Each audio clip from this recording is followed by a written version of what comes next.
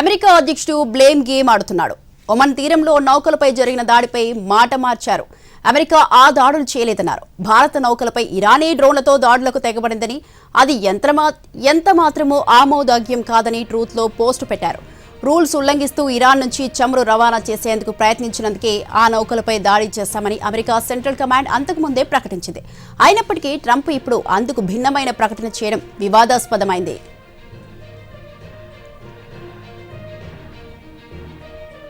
Trump ప్రకటన కంటే ముందే అమెరికా దాడులను భారత్ మరోసారి తీవ్రంగా ఖండించింది. ఇలాంటి దాడులు ఎంత మాత్రమూ ఆమోదయోగ్యం కావని పేర్కొంది.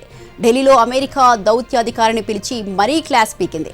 భారత్ వాదనను అమెరికా నాయకత్వాన్ని తెలియజేయాలని, ప్రాణ నష్టాన్ని నివారించేందుకు అన్ని చర్యలు తీసుకోవాలని కోరింది. ఆయనకు భారత్ సమన్లు జారీ చేసింది. మరోవైపు అమెరికా దాడులను ఇరాన్ ఖండించింది. అమెరికా చర్య అంతర్జాతీయ శాంతి భద్రతలకు ముప్పు కలిగించేలా ఉందని విమర్శించింది.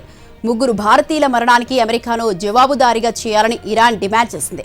అమెరికా దాడులను ఐక్యరాజ్య సమితి కూడా ఖండించింది.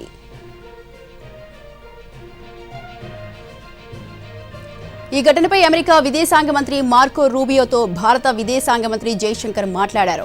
భారతదేశం తరపున ఆయన గట్టి నిరసనను తెలియజేశారు. వాణిజ్య నౌకలపై ఇలాంటి ప్రాణాంతక దాడులు ఏమాత్రం సమర్థనీయం కావని జైశంకర్ స్పష్టం చేశారు. 3 భారతీయ నావికులు ప్రాణాలు కోల్పోయిన విషయాన్ని రూబియో దృష్టికి తీసుకెళ్లినట్లు ఎక్స్లో వెల్లడించారు.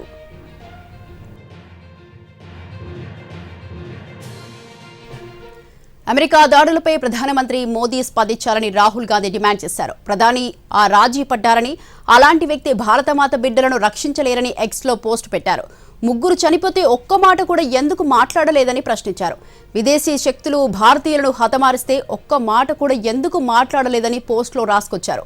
G7 సమ్మిట్లో మోదీ చిరునవ్వులు చిందిస్తూ అందరినీ ఆలింగనం చేసుకుంటూ ఒప్పందాలపై సంతకాలు చేస్తారు. కానీ ప్రాణాలు కోల్పోయిన ఆ 3 భారతీయుల గురించి మాత్రం ఆయనకు చెప్పడానికి నోరు రాదని ఘాటుగా విమర్శించారు.